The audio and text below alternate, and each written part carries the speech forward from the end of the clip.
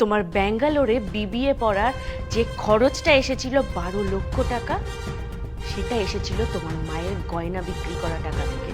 আমি সেই দিনই মন থেকে মরে গেছি, যেদিন দুই ভাই মিলে বাবা মাকে ভাগ করে নিল। আরে তোমার তো বয়স হয়েছে, বাড়িতে বসে ধম্মকম্ম করো না।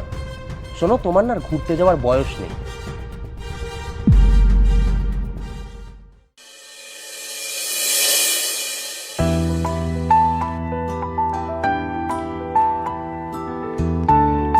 কিরে বাবা, রবিবার দিনও কাজ করছিস?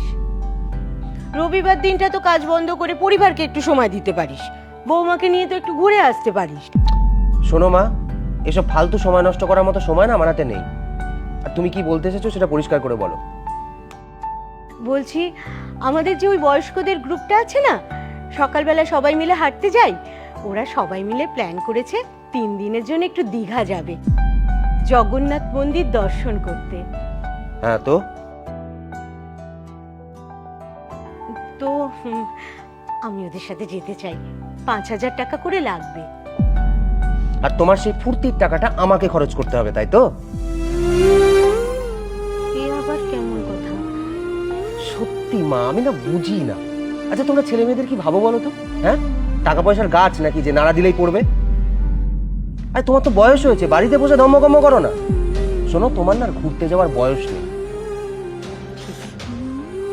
কিন্তু যখন ছিল সেই বয়সটা তোমাকে মানুষ করতেই কাটিয়ে দিয়েছি। ব্যাস, অমনি শুরু হয়ে গেল ন্যাকা কান্না। মানে তোমাদের এই বাবা মাদের না ন্যাকা কান্না কখনো বন্ধ হবে না।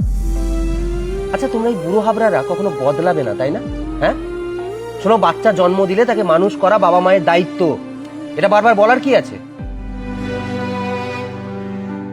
আর আমি যে পড়াশোনা করেছি, ভালো চাকরি করছি, মাসে 90,000 টাকা মাইনে পাই, টিডিএস কেটে, সেটা সম্পূর্ণ আমার যোগ্যতায়, তাতে তোমাদের কোনো হাত নেই। তাই আমার কষ্ট করে রোজগার করা টাকা আমি তোমার ফুর্তির জন্য খরচ করতে পারবো না। I am really very sorry.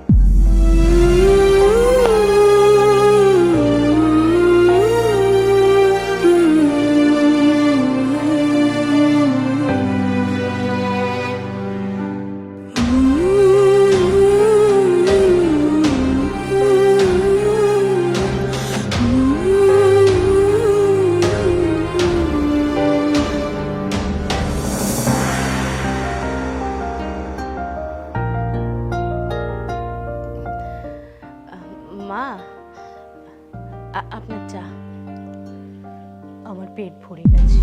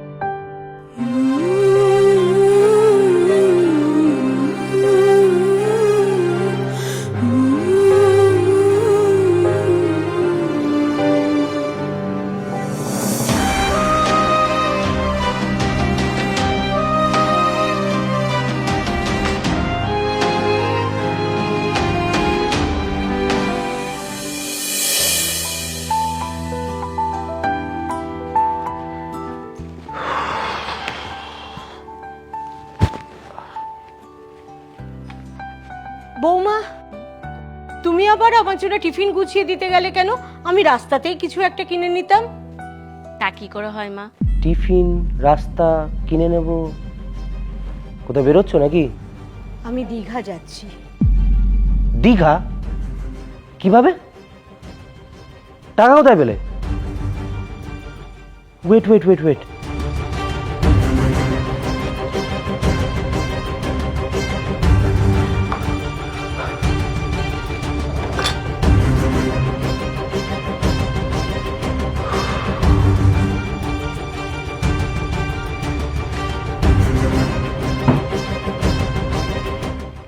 আছে টাকা?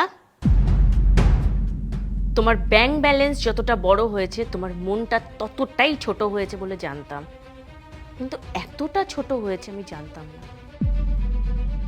তুমি ভেবেছো তুমি মায়ের ড্রয়ারে ভুল করে টাকা রেখেছো, আর সেই টাকাটা মা চুরি করে ঘুরতে যাচ্ছে। চুরি করেছে আমি কেন ভাবতে যাবো? হ্যাঁ, আর যদি ভেবেও থাকি তাহলে আমি ভুলটা কি করেছি? হ্যাঁ, উনি এই যে ফুর্তি করার জন্য এতগুলো টাকা খরচ করছে, টাকা উনি কোথায় পাবে? উনি কি কাজ করে? আমি তো করি। মানে মানে টাকাটা আমি দিয়েছি। হোয়াট?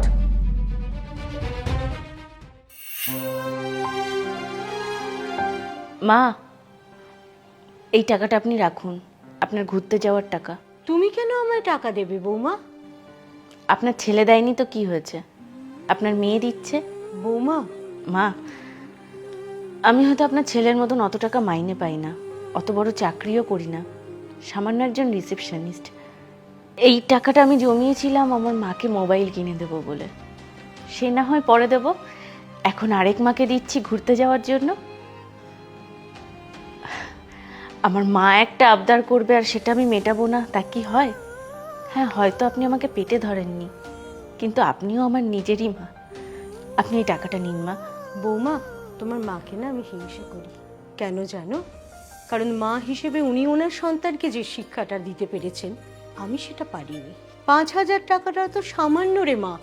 আমি সেই দিনই মন থেকে মরে গেছি যেদিন দুই ভাই মিলে বাবা মাকে ভাগ করে নিল। বড় ছেলে নিল বাবার ভাগ আর ছোটটা মায়ের। দুজনকে কষ্ট করে বড় করলাম এই ভেবে যে বুড়ো বয়সে বুড়ো বুড়ি মিলে আনন্দে থাকবো, কিন্তু ওরা বড় হয়ে বাবা মাকেই আলাদা করে দিল। 6 মাসে আমাদের একবার দেখা হয়।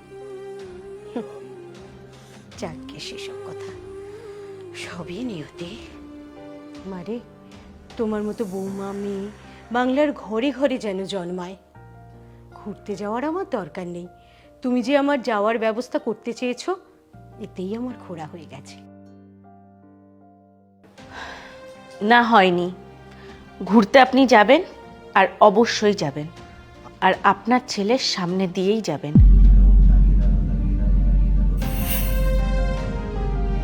যে তার নিজের মায়ের এইটুকু ছোট্ট আবদার মেটাতে পারে না, এইরকম সন্তান থাকার থেকে না থাকা ভালো। যে মানুষটা তোমাকে 10 মাস 10 দিন গর্ভে ধরলো, নিজে অক্লান্ত পরিশ্রম করে তোমাদেরকে এত বড় করলো, মানুষের মতন মানুষ করলো, আজ তার 2 দিনের জন্য একটু ঘুরতে যাওয়া তোমাদের কাছে ফুর্তি মনে হচ্ছে? নিজের সন্তানদের জন্য তার বাবা মায়ের এই ছোট্ট ছোট্ট স্বার্থ ত্যাগগুলো যদি কোনোদিন বোঝার চেষ্টা করতে, তাহলে লজ্জায় তোমার মাথা হেঁট হয়ে যেত।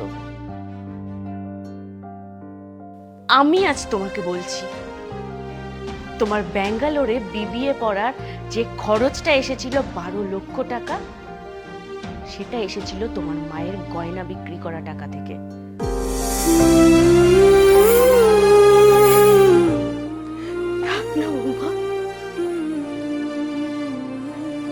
না মা, আমি অনেক চুপ থেকেছি, আর না। তোমার বাবা কোনোদিন চাকরিতে প্রমোশন নেয়নি কেন জানো? কারণ তাহলে তাকে ট্রান্সফার নিতে হতো, আর যদি সে ট্রান্সফার নিত তাহলে তোমাদের 2 ভাইয়ের পড়াশোনার ক্ষতি হতো, তোমাদেরকে বারবার স্কুল চেঞ্জ করতে হতো। তাই জন্য সে চিরকাল এখানেই থেকে গেছে। তোমার এমবিএ পড়ার যে 14 লক্ষ টাকা খরচ হয়েছিল, সেটা এসেছিল তোমার বাবার ভলেন্টিয়ারি রিটায়ারমেন্ট থেকে। আর আজ তোমার মায়ের জন্য 5,000 টাকা খরচ করাটা তোমার ফুর্তি মনে হচ্ছে? আসলে কি বলতো, বাবা মারাই ভুল।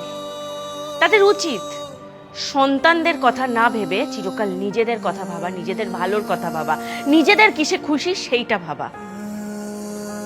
মা, আমি আসলে কি জানো তো স্বর্ণ, তোমার মতন এইরকম শিক্ষিত ছেলে বাবা মায়ের থাকার থেকে না থাকা ভালো। চলুন মা, আপনার দেরি হয়ে যাবে। সাবধানে থাকিস বাবা, ঠিক মতো খাওয়া দাওয়া করিস, অফিস যাওয়ার সময় সাবধানে গাড়িটা চালাস, পারলে ফোন করিস মাঝে মাঝে, ঠিক মতো খাওয়া দাওয়া করিস। মা, বৌমা চলো মা। চলুন। Oh, oh, oh.